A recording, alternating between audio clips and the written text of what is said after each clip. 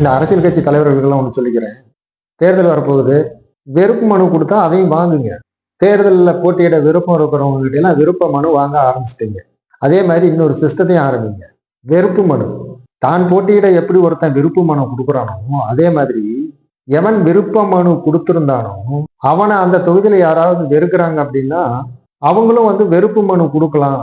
இன்னார இந்த தொகுதியில நிறுத்தாதீங்க, இவனுக்கு செல்வாக்கு இல்ல, தோத்து போயிடுவான், இவனை நாங்கெல்லாம் வெறுக்கிறோம் அப்படின்னு வெறுப்பு மனு கொடுத்தா அதையும் வாங்குங்க.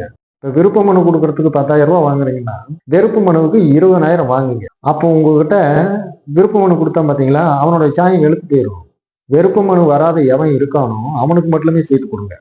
ஒருவேளை எல்லாத்துக்குமே வெறுப்பு மனு வந்துருச்சுன்னா அந்த தொகுதியில நீங்க வேட்பாளரையும் போடாதீங்க, சத்தியமா தோத்து போயிடுவீங்க. ஆமா, இன்னைக்கெல்லாம் ஊடகத்துல அரசியல் போயிட்டு இருக்குது. என்ன பழைய பஞ்சாயத்தையே பாடிட்டு இருக்கிறீங்க? சிஸ்டத்தை மாத்துங்க, அரசியலுக்கான புது வடிவத்தை கொடுங்க. நீங்களா ஒரு வேட்பாளரை கொண்டு வந்து இங்க திணிக்காதீங்க. நாங்க விரும்புற வேட்பாளரை நீங்க கொடுக்கணும். அதனாலதான் சொல்றேன், வெறுப்பு மனு வாங்குற சிஸ்டத்தை ஆரம்பிங்க, நல்லா இருக்கும்.